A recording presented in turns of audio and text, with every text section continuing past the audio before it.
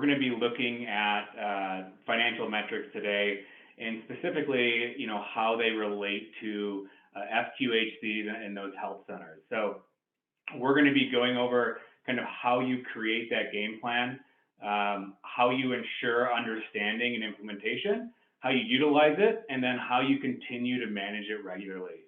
But first things first, we're going to stop really quick and take a quick poll question, and then we will get moving here. All right, so there are 4 questions on this just so we better understand who we are speaking with today. So this is anonymous, so no judgment. Number 1, do you currently have KPIs established for your health center? Yes, not sure, or no. Any answer is okay. Number 2, are you comfortable reviewing and or calculating your metrics or KPIs? And again, this is totally anonymous, and this is what we're here to learn. So if everyone already knows it, then hopefully we'll be able to teach you some more today. Number 3 is, how did you hear about this webinar? Just for our own knowledge. And number 4, are you a current Coronis Health client? Are you maybe considering it, or are you happy with your current RCM provider and you're just here to learn? Any of them are okay. So I'll give you all a few more minutes while people in the chat are talking about the big game this weekend, I guess for Connor's alma mater. All right. Last couple seconds to get your answers in. All right, here we go. I'll share this so Erin and Connor can see who they're speaking with today. So it looks like most of you do have established KPIs established for your health center, which is great, but some of you are not sure and a couple of you don't. It looks like most of you are somewhat comfortable reviewing and calculating your KPIs and metrics, which is great, and hopefully you will leave today understanding a lot more. We want everyone to say yes, very much so. Most of you heard about this via email, which is great feedback for us. And it looks like we have a broad range. Some of you are Coronis clients, but most of you are not and here to learn or potentially join us. So thank you so much for joining us today. And now for real, back to Connor. Thanks, Risa. So yeah, first things first, we are going to take a look at the process and what this process looks like. So realistically, the biggest item here is making sure that you understand the metrics of your FQHC. From there, once you have that understanding, reviewing where you currently stand, setting clear goals, which can be identified and tracked using those metrics that you've already begun to understand, making sure that, not only yourself, if you're the one creating these metrics, it's important that you understand them, but it's also important that everybody else that's going to be held accountable to these is also going to understand them. From there, create your implementation plan and your timelines, identify key milestones, and this is going to help you ensure that utilization and adoption. From there, once you have that game plan put into place, you have to make sure that you review your progress regularly. There's no point in developing this plan and building something out if you're not going to maintain it and keep it up to date. From there, like I said, if you're not continually reviewing these items and updating them, it's not going to work. So you need to make sure that you're updating and revising things to keep it current and up to date, and then making sure at the same time that your team and whomever else is on the same page in terms of what these goals and milestones are. And what this process really looks like is it's very cyclical. So it's not as if you get from point 1 to point 5. It's going to keep repeating itself. You're going to keep educating and informing, keep reviewing, keep creating, implementing, and reviewing again. So we're going to kind of move into 5 different steps here, so to speak. And the first step is going to be the education and the information step. So what does that really mean? When I say education and information, I'm talking about understanding your key metrics. Because if you don't understand how they work, those future milestones and overall goals will always kind of be out of reach unless you know intimately how to reach those and how these metrics function. you'll never be able to achieve those milestones and goals. So let's kind of move into the KPI overview here. We're going to look at how they work, why they matter, how to use them, and how to monitor. So first things first, KPIs, what they are. So KPIs for short, or an acronym, is a key performance indicator. And these are a variety of metrics that are used to evaluate practice performance, and they relate to a variety of different facets within the health center, within the business. So as I'm sure you know, you will see a lot of different quote unquote metrics posted out there from organizations like HBMA, HFMA, MGMA.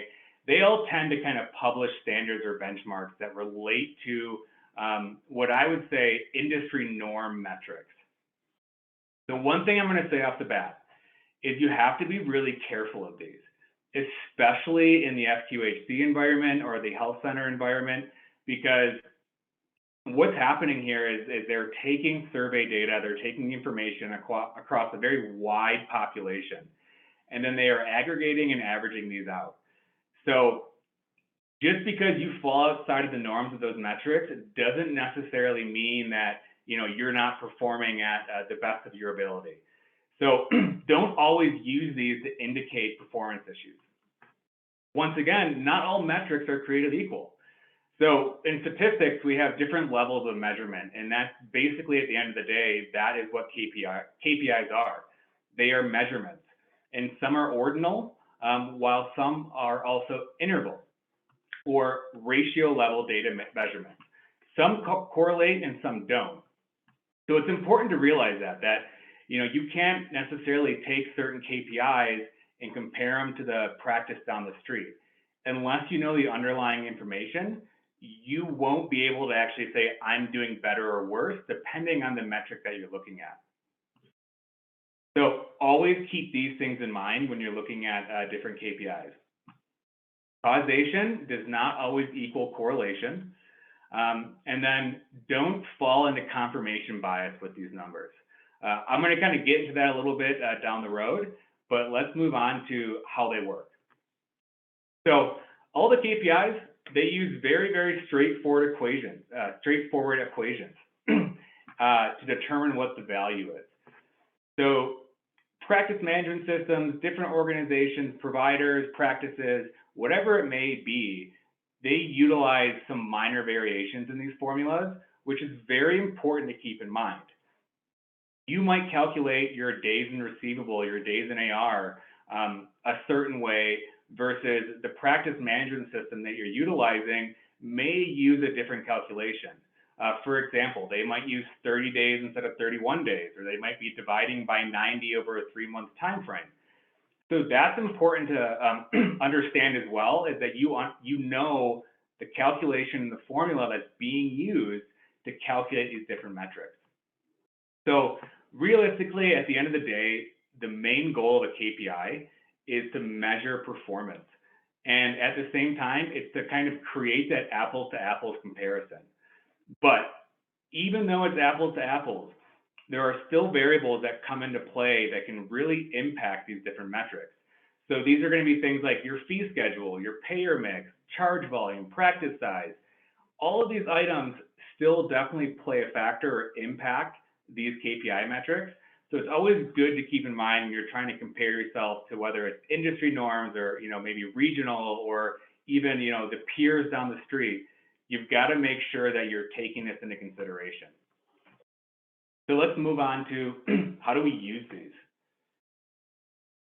You have to understand the KPIs to create the benchmarks. So in order to do that, you can track them over time.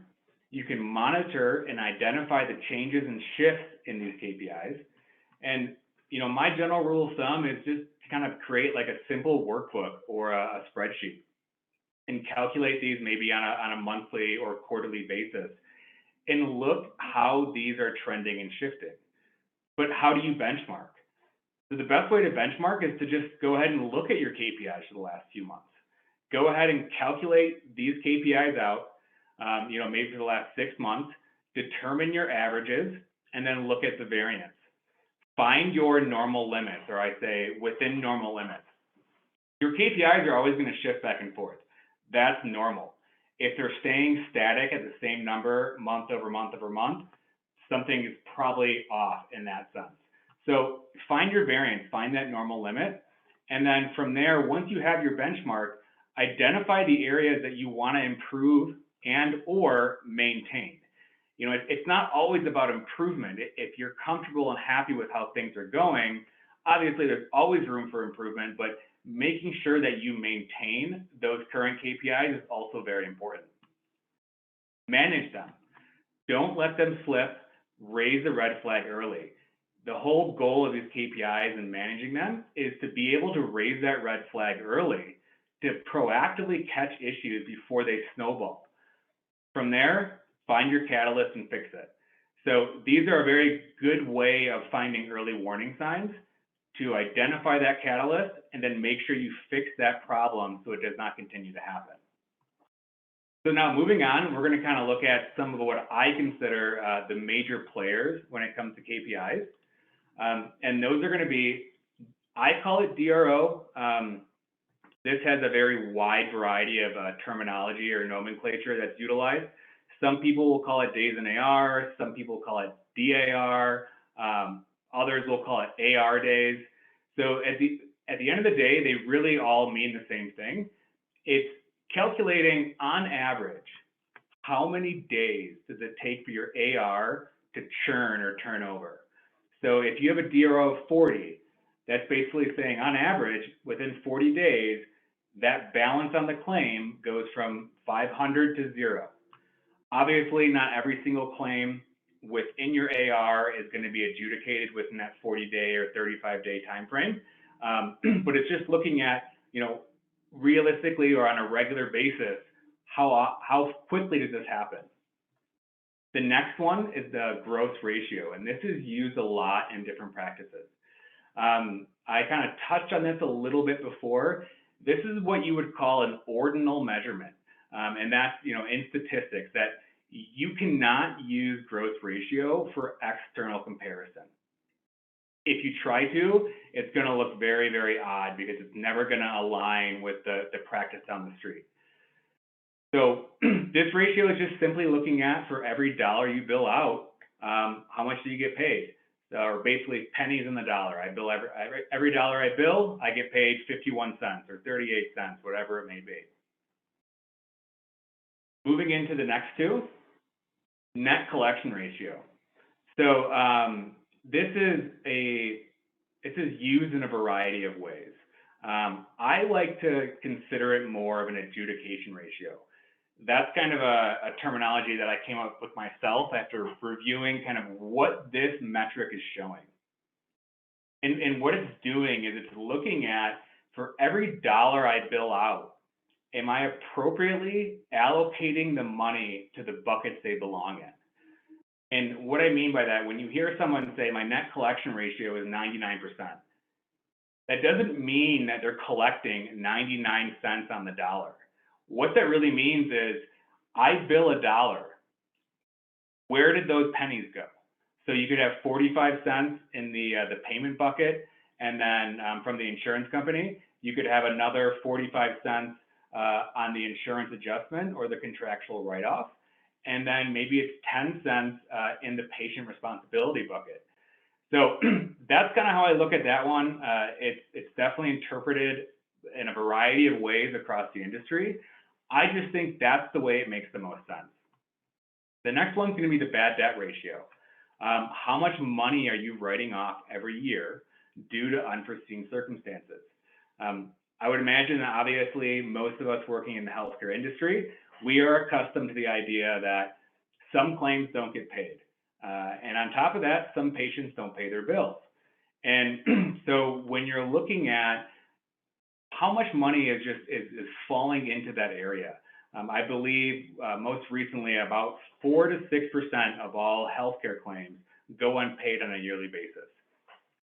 On top of that, when you look at the bad debt ratio, it's always good to look at, from a gross billing perspective or an insurance perspective, how much am I writing off? And then from the patient side, what's my net billing write-off? I mean, the patient balances, those are net collectible dollars. So what are you writing off from that standpoint? So I like to look at it in almost two different ways when we talk about the bad debt ratio. The next two that we're going to look at is the AR percentage over 90 days. I always prefer to look at this by responsibility bucket. What's the percent over 90 for the insurance, and what is the percentage over 90 for self-pay? And don't worry, we're going to get into like kind of what I deem as benchmarks, or what are industry norms in benchmarks, so you can apply those to these major players. And then lastly, the denial ratio or the clean claim rate. I'm not a huge fan of this actual metric, but it's very widely utilized in the industry. And some people or some practices or practice management systems, they will only include payer denials, while others may include those front-end rejections from the clearinghouses, the 277 edits. So it's important to understand when you see a denial ratio or a clean claim rate, what is the underlying formula being utilized in that? Are they including those rejections? Are they not? Are they including denials such as previously paid? A lot of systems include that as a denial because a claim gets resubmitted to correct one procedure code. What comes back is a previously paid denial, quote unquote, but you weren't trying to get that procedure paid in the first place. So those are definitely good factors to keep in mind. I always tend to just calculate this myself, and I do that by just pulling denials, looking at it, pulling out the ones I don't care about or that are not relevant to the denial rate, and then actually making that calculation myself. So we are going to move on to Erin here, and she's going to talk about some FQHC national benchmarks. Thanks, Connor, and good afternoon, good morning, everyone. I see some familiar names on the attendee list, so extra special hello to some of our current Coronis FQHC clients that I meet with on a regular basis. Thanks for joining us this afternoon. As formerly PMG and now the Coronis FQHC division, we look at almost all of these KPI for almost all of our clients on a weekly, monthly, quarterly basis. We've created a FQHC specific set of internal benchmarks that we use to compare our clients against each other, provide our clients guidance on where they stand against those benchmarks, and really drawing on our over 20 years of experience in the FQH space, working with over 100 of health centers in a variety of different revenue cycle capacities. I think as Connor started to explain a couple slides back, an important component of looking at KPIs is understanding your own health center's uniqueness. As one of our former owners used to say on a regular basis, you've seen one health center and you've seen one health center.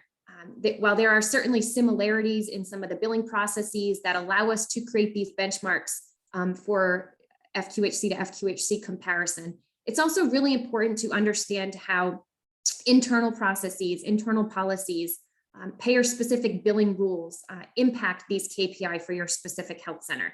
So always keeping in mind the context of your FQHC's uniqueness is a really key component when looking at these KPI.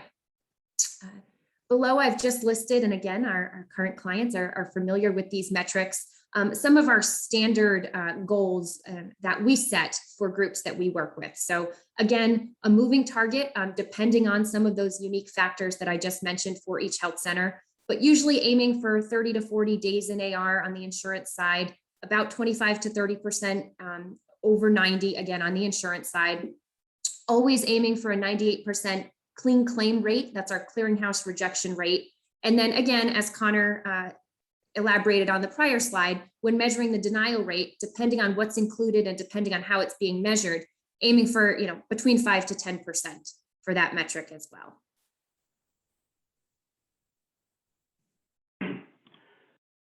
Thank you, Erin. So we're going to move here now into looking at a little bit more in depth of the KPIs and the metrics and how you benchmark.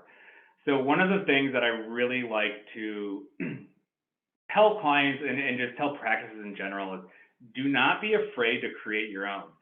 As we kind of looked at in the beginning, all of these metrics are just measurements, and they really are, at the end of the day, just a ratio. They have a numerator and a denominator. and they're measuring some sort of number versus the other. So while some are fairly well known and published, it doesn't mean you can't utilize one specifically for you. And that could be for a short term. Maybe you're doing a special project to clean things up, and you want to track progress within that project, so you can create a ratio for that.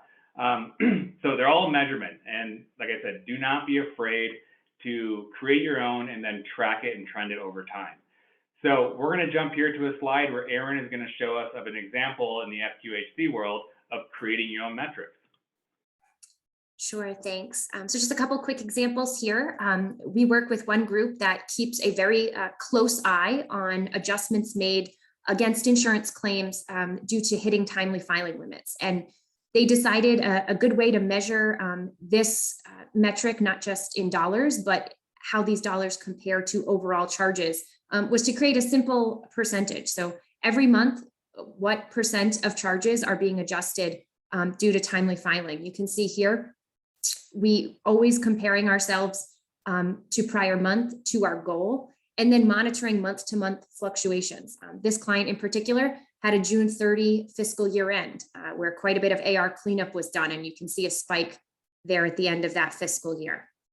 Again, not a goal percentage that we could necessarily apply to other FQHCs, but we took a look historically on average what this health center's percentage of timely filing adjustments of gross charges, came up with a goal rate and applied and monitor on a monthly basis with this group. And our next example, we created with a FQHC who had a notoriously large charge lag issue, providers not timely with locking their charts, which directly impacts actually the metric we were just looking at, which is timely filing limit adjustments. We know the timely filing limit starts when the patient is seen in your clinic, not necessarily when charges are available for billing and processing. And so monitoring, on average, how many working days does it take your providers to lock their notes? How does that compare to our goal? How does that compare to where we were last month? Always, again, looking how do we compare to where we were and how do we compare to where we want to be?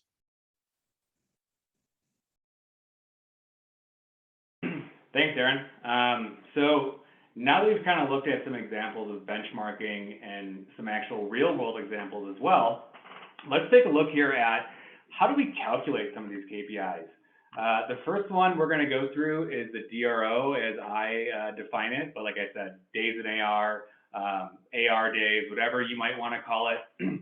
Usually how it ends up working out is you're taking your total AR amount and you're dividing it by an average charge amount. Another way that I also like to look at the DRO, and this is definitely not defined by a KPI in different organizations, it's still very valid. And that is the insurance DRO. So total DRO versus insurance DRO. And the reason I do that is because when you think about it, your patient AR to an extent is much less controllable than your insurance AR. You can fight and work claims and control the insurance side of things much more than you can on the patient side. So that's why I kind of like to break it down and look at the insurance side of things and then the total side of things. So how do we calculate this? To calculate your total DRO and or your insurance DRO, it's going to be very similar. You will see here that it says total accounts receivable on the top. That's going to give you your total DRO if that's what you use for your numerator. If you go ahead and put in just your insurance accounts receivable, that's going to give you the insurance DRO. Then from there, what you would do is you can take 90 days of charges and divide it by 90 to get an average. You could take the last 6 months and average that out month by month. Whatever it may be or however you do it, you just need to determine an average amount of charges on a regular basis. Once you have that average monthly charge, you divide it by 30. And the 30 is basically 30 days in a month. Some people prefer to use 31. Me being a numbers guy, there's actually like 30.42 days in a month when you average it out. So I round down. I like 30, that's what I use, but you can use 31. Once again, that is why it's important to understand how these metrics are being calculated, because dividing by 30 or dividing by 31 is going to give you different values. So like I said, find your average monthly charge amount, divide that by 30, that's your average daily amount, and then divide your current total AR and or insurance AR by that amount. So I like to calculate this on my own always. I'm the type of person that doesn't usually rely on the system calculation because I always want to make sure that I'm doing my comparison the same way every single time. So here we can see a very simplistic calculation. You could easily take this and average it, or you could take this total and divide it by 90. It doesn't really matter how you do it. Either way is going to be just fine. So I totaled it and divided it by 3. You could divide it by 90 and you'd get right here automatically. So if you do divide it by 90, you're going to get this number at the bottom, which is your average daily charge. So my current total AR is $596,000. My insurance AR is $435,000. As you can see over here, 596 divided by that average divided by 30, whoops, gives me my total DRO of 37.68 days, and then insurance DRO, 27.51 days. So the next thing we're going to look at is a real life example of some of the DRO trending in the health center world. Thanks, Kyle. Yeah, I think not only do our health centers often find it really valuable to split out both patient or self-pay AR from our insurance AR, but it can also be a really valuable exercise to look at your days in AR for your specific financial classes. Looking at where you stand for commercial versus Medicare versus Medicaid versus Medicare Advantage. Not only does this help you identify any potential hiccups in the revenue cycle, any growth in any of these one financial class, it also keeps your billing team looking at all areas of the revenue cycle, not just focusing on your largest financial class, not just focusing on Medicaid or Medicare, but also making sure you're monitoring some of those financial classes that may not represent the largest portion of your revenue cycle, but are still a really critical component in order to ensure success. So this group had a goal of 35. You can see about a 50-50 split, whether we were hitting that goal or just exceeding it for some months. You can see the last 3 months measured here, we were very close and then landed dead even in September. So a good example to share with you here. Thanks, Erin. So the next one we're going to look at is the AR percentage over 90 days. So whenever I look at any sort of account and I'm trying to track performance, the first two things that I look at are DRO and AR percent over 90. These are the biggest telling factors in most practices. So this percentage or ratio is usually, not always, and this kind of goes back to that causation correlation, is usually going to correlate with your DRO performance. And I like to track this on an insurance level, a patient level, and a total level. So it's a very, very straightforward calculation. Take your total AR amount over 90. So simply just look at an AR aging report, grab those numbers in the over 90 bucket, total them up, and then divide that into the total AR amount. That's going to give you the percentage of money that's over 90. As a general rule of thumb, that should be around 20%. If it's lower than that, great. If it's higher than that, definitely want to identify what might be going on to that regard. So we can see it right here. Total AR is 854. AR over 90 is 175,000. Divide those into each other, and we get to 20.5%. So in the next slide, Erin's going to show us some real life examples of trending AR over 90. Again, one of the KPIs we monitor on a monthly basis, both overall, all of the revenue cycles we manage, and then individually with our clients, is third-party aging over 90 days. This client here set their benchmark at 25%.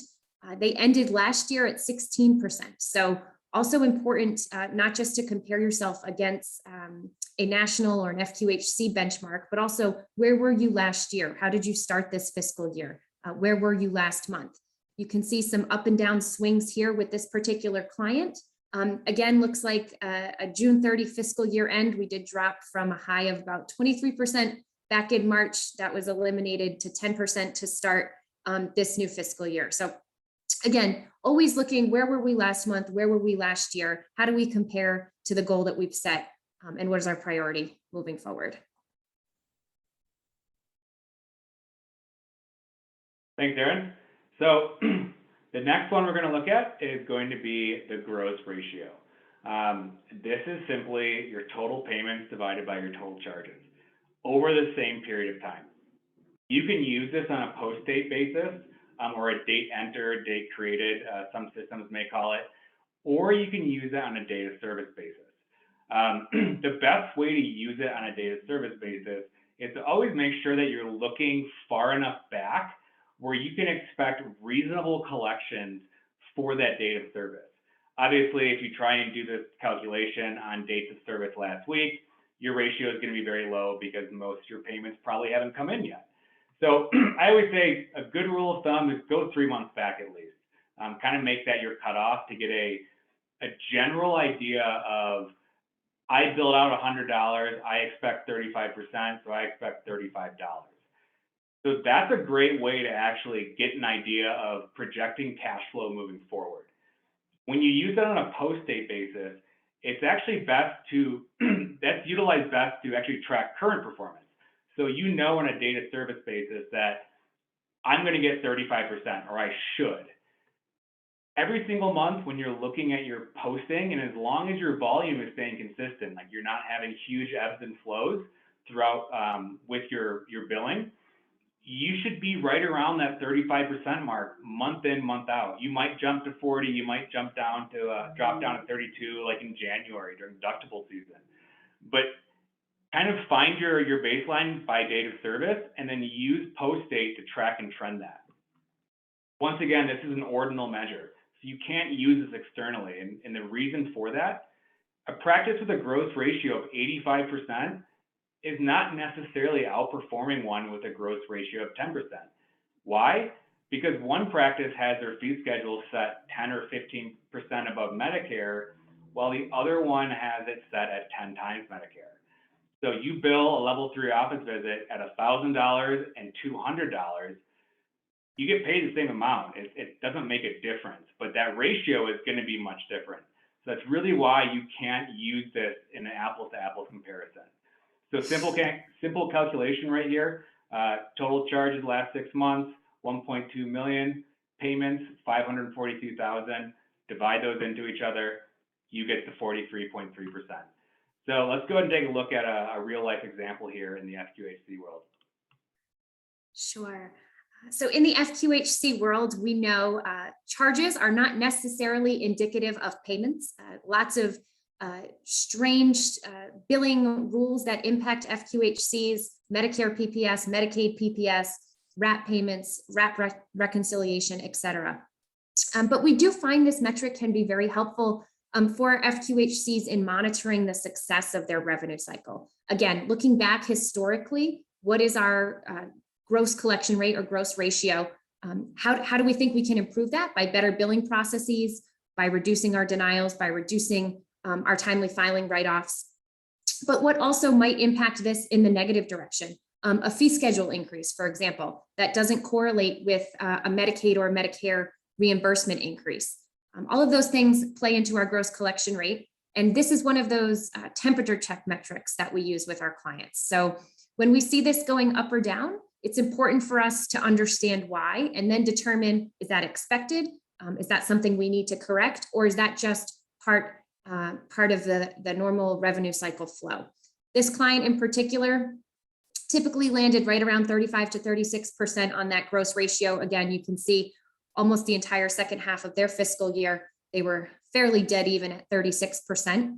We did start the new year up slightly. So again, something to monitor. Did our payer mix shift? Are we seeing more Medicare patients that pays us a higher rate than our commercial payers, et cetera?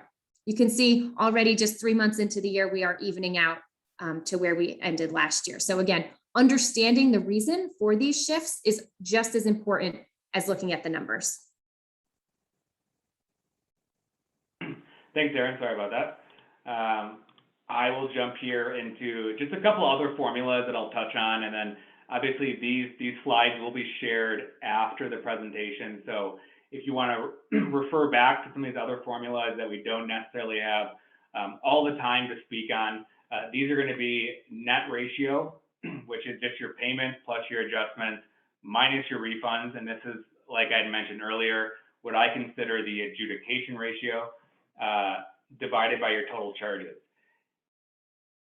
For what it's worth, I do sometimes like to add in the patient AR to the numerator on the top to get an idea of, am I adjudicating the claims on the insurance side? We also have the bad debt ratio. Like I had mentioned, there's two ways to calculate that. Gross billing write-offs divided by total gross billing. And those are going to be things like timely filing or just non-covered services. And then also patient balance write-offs by total patient responsibility. So these should be net numbers. You shouldn't be using a gross charge amount into a total patient responsibility because that's going to be a net number. The clean claim rate, that's total claims rejected divided by total claims submitted. And when I say rejected, I usually always refer to the 277 edits on the clearinghouse side. And then lastly, the denial ratio. Number of denied procedures divided by total procedures submitted. And the reason why I say procedures is because you can bill a claim with 5 or 6 procedures potentially, but one of them gets denied. And so that entire encounter could be flagged as a denial. That's not necessarily the case. You got 5 out of 6 paid, and that 6th one, maybe it's denied for it being inclusive of the other ones. So it's not really even technically a denial. So that's why I kind of like to say use procedures on a CPT level basis instead of going the encounter route. So the next area we're going to look at is reviewing your current situation. So understand your metrics, track, and utilize them. Once you understand them, you have to track them. It doesn't matter if you understand it for a month and then you kind of forget to keep looking at it. It's not going to make a difference. So utilize different metrics, identify different process gaps via these metrics, and then drive improvement to your bottom line. So here's some key aspects to keep in mind. We've touched on some of these a little bit. Calculations and formulas. If someone gives you a KPI, understand the parameters. Understand the formula that they're using. There's a very normal thing that happens within data, and you can manipulate data not from the standpoint that it's wrong, but by changing your sample size or using different parameters to either improve or, I guess, disprove certain items within a metric. So that kind of gets to the sample size piece of it. Don't be too narrow or broad within a time frame or what you're looking at. Best rule of thumb is usually 90 days, 3 months, 6 months, but whatever you choose to go with, make that consistent. Don't do 6 months, this month, and then next month be like, oh, things aren't looking too good, I'm going to change it to 3 months. You really can't do that and change your sample sizes and then expect these metrics to actually work the way they're intended to. With that being said, if you do see massive fluctuations when you're doing these calculations, make sure you look at your sample size. Did something change? Did a provider go on vacation? Did we have a big shift in payer mix? Or what could have caused that fluctuation? Just because something seems to be trending in the wrong direction doesn't mean to always just raise the red flag. It means look at what's going on. Dive a little bit deeper and say, oh, you know what? It looks like we had a huge influx of Medicaid patients this month, or a certain payer, whatever it may be. And then looking at causation versus correlation and sample confirmation bias. So I kind of touched on that, but just don't assume right away that the metric changes, it's linked to something else. If DRO goes way down, don't just think, wow, everything is going super well. The billing staff must be doing a great job. Metrics shouldn't shift drastically. That's not what should happen. So it's always just being, I say aware of your surroundings to an extent. So identify your situation, find your baseline. What we covered earlier is a key piece to identifying a situation. Start with a narrow scope and expand. A good starting point for these types of items are DRO, gross ratio, AR percent over 90. Review these as of today, 3 months ago, 6 months ago, 12 months ago. Determine your limits like we talked about. How much do these shift up and down? Where do they change? How do they change? Find that variance and keep tabs on it. From there, once you've identified and reviewed your current situation, create your game plan. Determine what you want to improve upon and where you want to be in 3 months, 6 months, a year from now. Set realistic goals. Don't look at your DRO and see it at 50 and say, you know what, next month I want it at 30. That's not a realistic expectation, and you're going to consistently miss the mark. And what's going to happen is you're going to frustrate the staff that's working on it as well, because things can't change overnight. So setting targeted and actionable goals and identifying those timelines and prioritizing the most important metrics is what helps you begin a successful implementation. So the game plan. You've determined your situation, create your roadmap. Are the metrics at a level you feel comfortable with? Are some in line and some are out of line? You know, it's very possible that you can have a really good DRO, but the reason your DRO is so good is because your bad debt write-off is so high.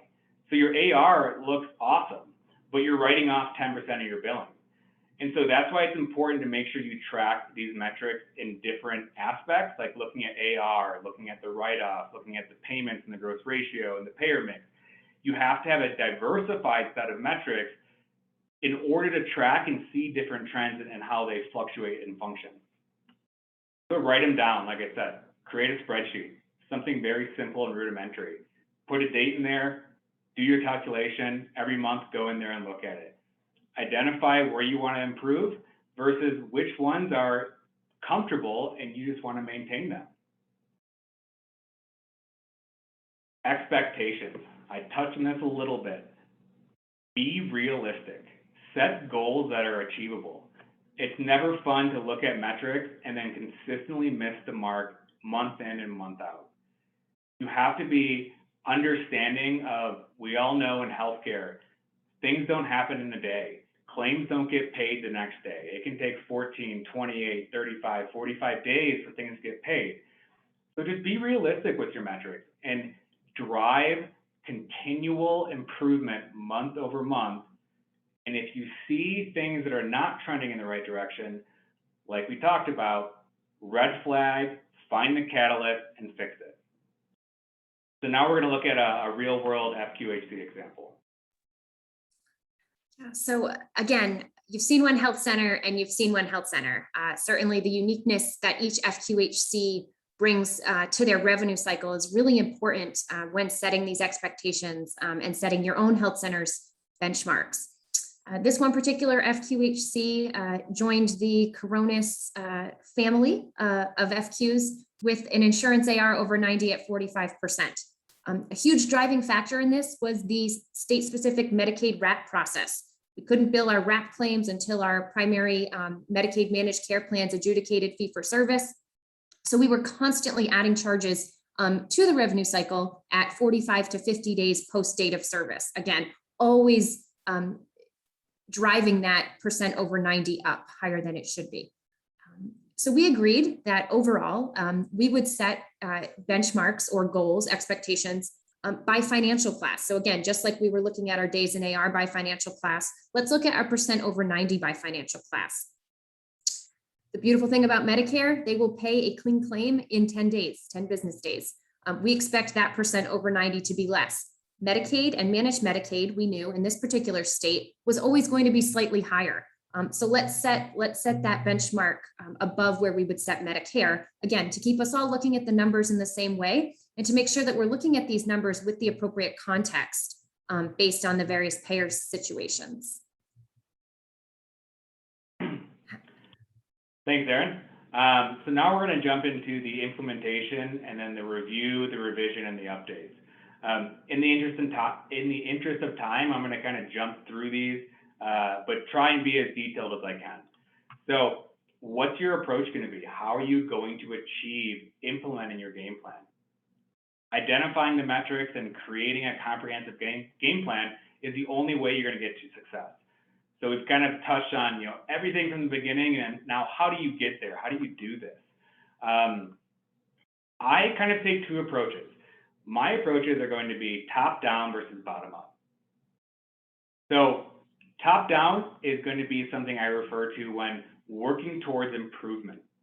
Improving items like your DRO or your percentage over 90 is identifying the reason why or how the metric got to this point, and then also fixing the catalyst at the same time.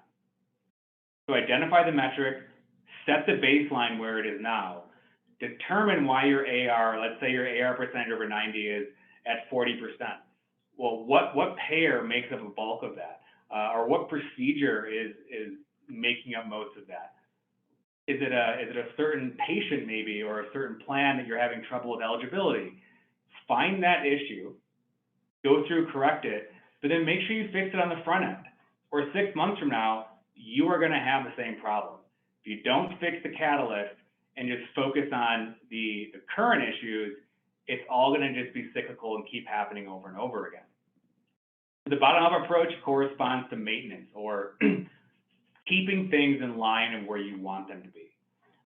This differs due to the fact that there has been a change in process. So if you're maintaining something and then it starts to fall outside the norm, something has probably happened within your process. Maybe something broke. Maybe you have a new employee who's not doing things the way the old ones did, or didn't get trained correctly. So the metric has stayed normalized or been improving. Something's changed. It's caused the fluctuation. Now look at the bottom. Look at the front end right away. You're not kind of trying to trace yourself backwards. Go right to the catalyst right away. Correct that catalyst. Don't focus on why it's happening and the issues that are happening. Fix it first, and then fix the items afterwards.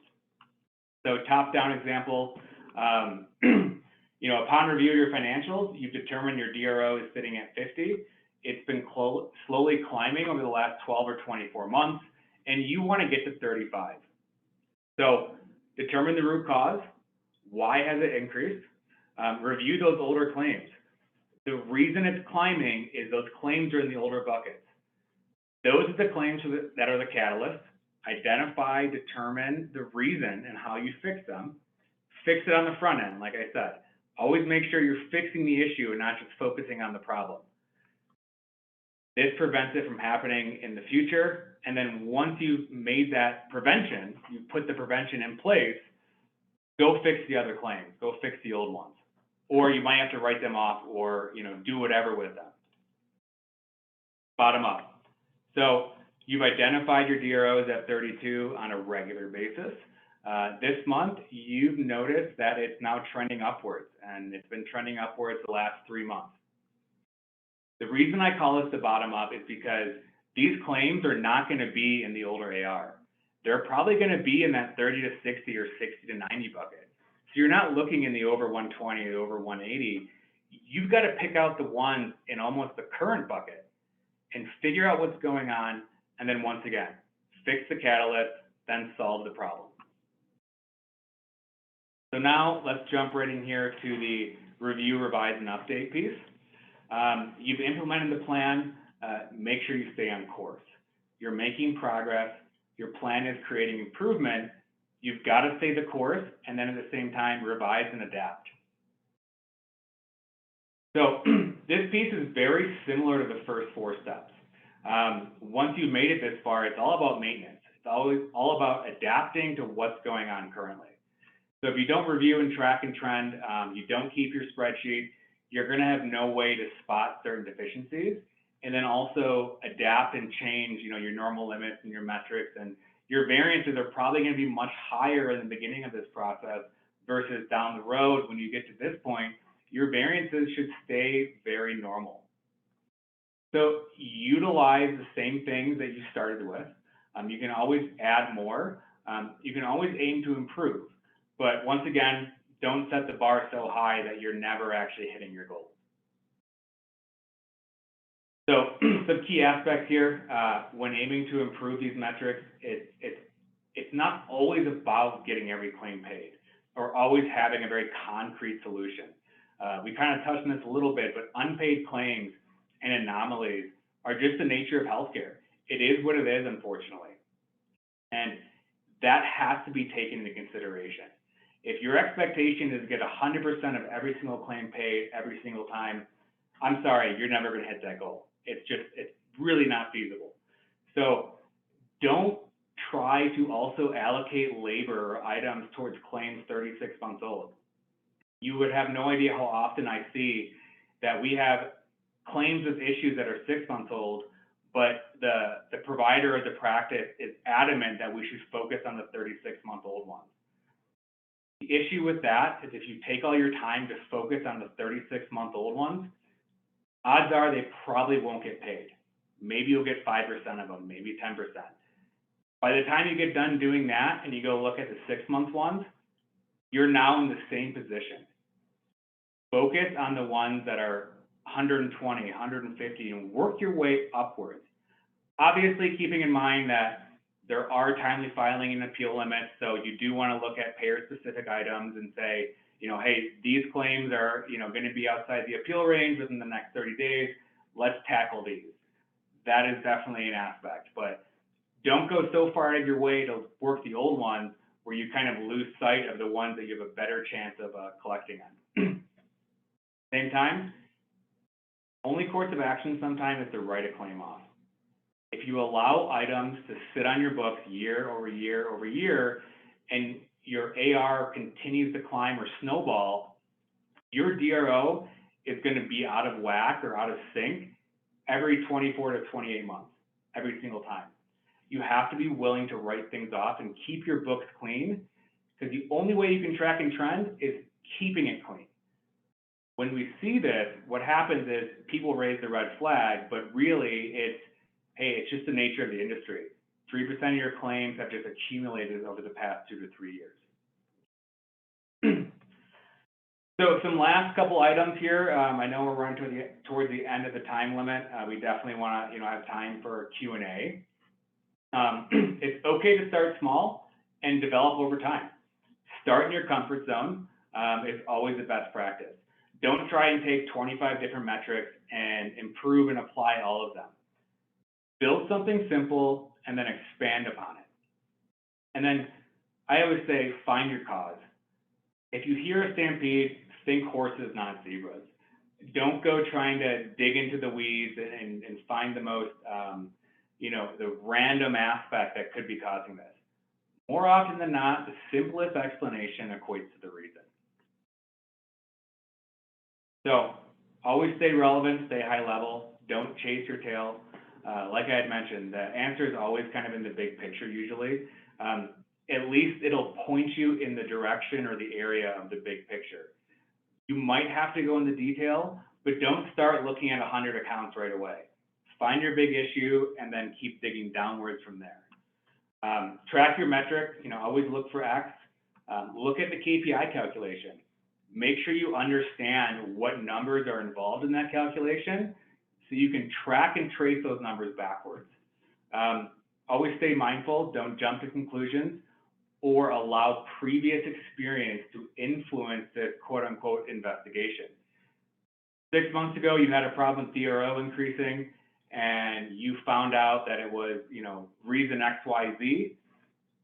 Now you're seeing the same thing happen. Don't just jump and assume that it's probably the same reason. Keep an open mind when you're looking at this.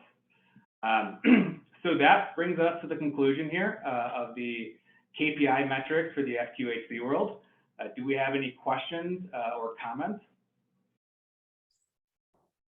Thank you so much, Connor and Erin. That was great. We do have a couple questions. And while you were speaking, a lot of people were asking for the slides, and many of you gave your emails, so we can get those to you afterwards. If you didn't happen to see that going on in the chat or the Q&A at this point, if you put your email into the chat or Q&A, I'll grab it and make sure you get the slides. So let's get into some of these questions, because yes, this was recorded and yes, it will be sent out this weekend, if not sooner. So what is the time frame for DRO?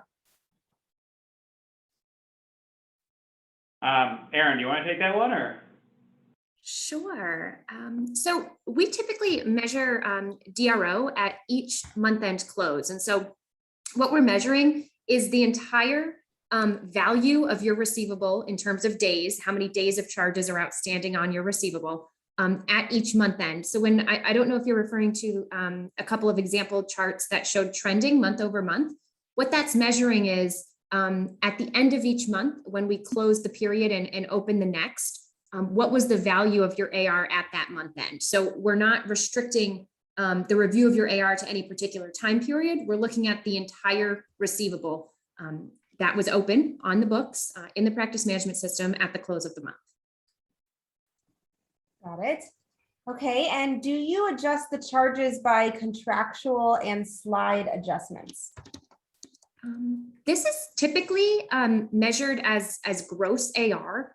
So again, it's whatever gross receivable is open on your books at the time of the close. So any adjustments that are posted at time of charge entry or charge processing will not be included here. But any contractual adjustments that are not posted until payment is received, those are still present in the receivable. So kind of a mixed bag. But again, when we're looking at insurance only in the FQHC world, it usually is a gross AR. Okay, great. And let's see, I'm just going to, do you have a slide after this, Connor? This is the last one. Nope. Okay, so I'll just make this a little bigger. Okay, so yes, this webinar will be shared. All right, it said, oh, William said I'm in Baton Rouge. We just received a tornado watch, so I'm logging off, but looking forward to the slides. And then a lot of people asking for the slides. One last question, time frame for charges used in DRO.